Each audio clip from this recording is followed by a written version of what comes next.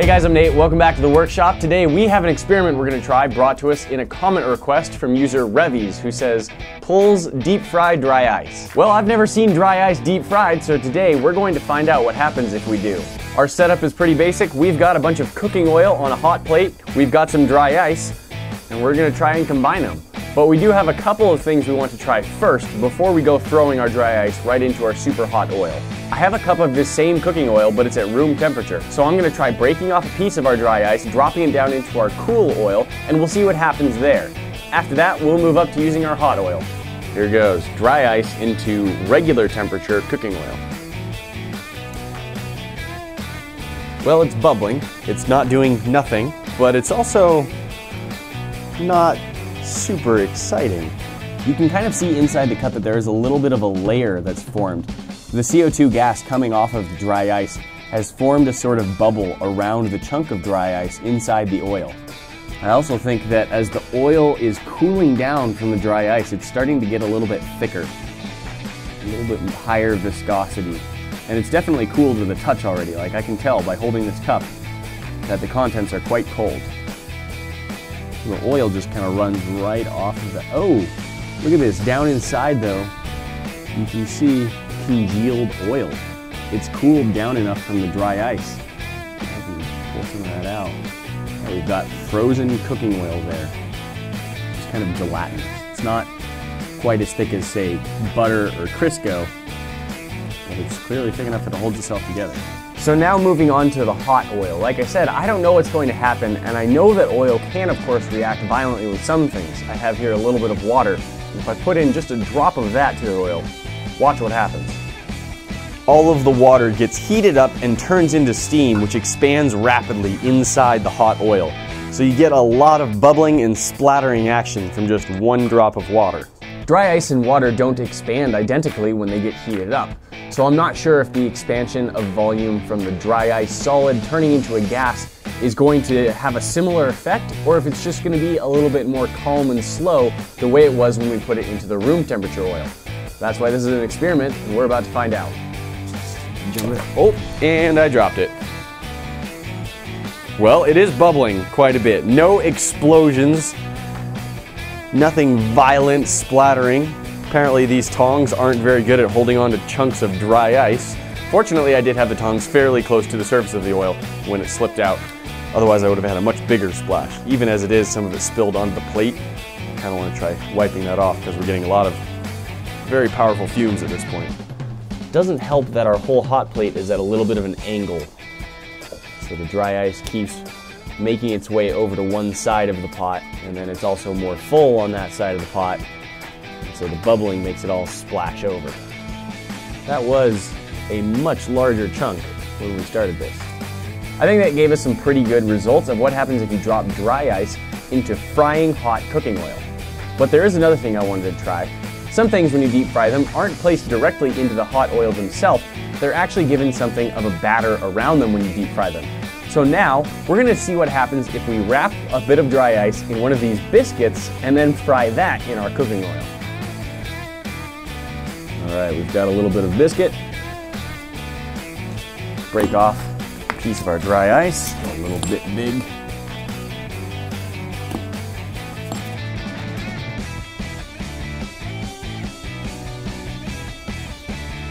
Okay, I think we've got it pretty much in there. And of course, as soon as I get a good seal on the dough, it starts expanding inside the dough and just balloons up a little bit until a new spot opens up. So I don't think we're going to be able to get a perfect seal on this because it just makes a new hole every time you've got it all perfectly sealed. But we'll try it. It's fairly well sealed up. Close it really well and then slowly lower it into the oil. And we'll see what happens when we deep fry our dough-covered dry ice.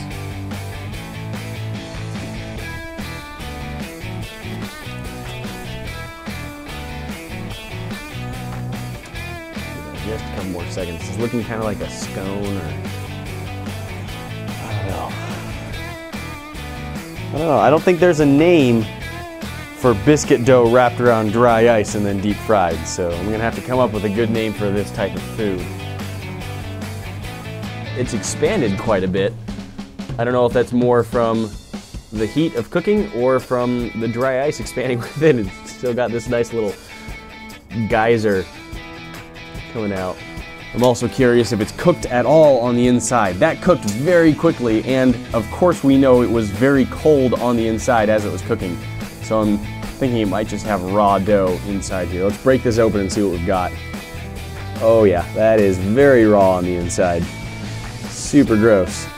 I don't really want to eat the raw dough. Here's a spot that looks like it's mostly cooked. Peel away a little more raw stuff. There we go. This piece is all the way cooked all the way through. So I'll try this. Hey, it tastes like fried dough. Big surprise. I'm going to try turning down the heat just a little bit more, and then I want to try this again to see if we can actually get a piece that's cooked all the way through. It's also possible that it's just going to stay so cold on the inside because of the dry ice, it will never cook all the way through. Alright, our oil I think has cooled down a fair amount. It's still hot enough to fry, but it's not so hot that it's just going to bubble and explode everywhere and cook the outside of our dough in 5 seconds like it did the first time. It will still go fairly quickly, I think, but I'm ready to try wrapping another piece of dry ice in here, and hopefully we'll get a slightly more thorough cooking. But it is, as I said, still possible that it's going to be so cold on the inside that the oil won't be able to get in there and really heat it up. Let's find out. It's definitely going slower than before, which is a good thing because that way the heat will have more time to get inside the biscuit before it burns the outside.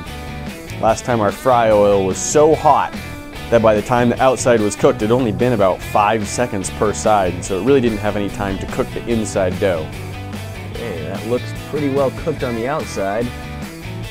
Take that out and see how it's done on the inside with our dry ice. Ooh, you know, it's still a little soft, and I wouldn't say it's finished, but it's a lot more cooked than our first test was. Not these scrap pieces, but it's a lot more cooked than this completely raw dough we've got here. It still would want a little more time, and I think the dry ice is preventing it from getting there. And we've got some oil leaked in on that side. But it's definitely an improvement. Just for the heck of it, I'm going to drop this back into the oil and let it cook on the other side. Got one more piece I'm testing with a slightly smaller bit of dry ice. I'm just going to let it sit in there maybe a little bit longer, even until the outside is starting to look perhaps a little bit burned, just because I want to see if we can actually get that inside to cook all the way through.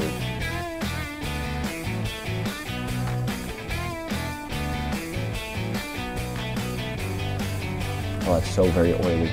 That is pink. It's good, but I think you could probably squeeze oil out of it. How oily my gloves get just from picking it up. All that shine. Healthy. Still got plenty of CO2 pumping its way out. Tried to let it get quite toasty on one side at least. Let's break this open and see if we've got any that cooked all the way through. I don't know, that's still pretty stringy in places. See how stretchy and gooey that still is. Yeah, that's not cooked. There you have it, a couple varieties of deep frying dry ice in hot oil. When you put the dry ice directly into the oil, it does bubble and splash a little bit, but nothing very extreme. Not a lot more than if you put in a piece of bread dough or anything else that you would fry in some oil. It is maybe a little bit different than some things you would fry because it sinks all the way to the bottom of the oil, so the bubbles have to travel all the way through the oil to the top, but that happens with some foods as well.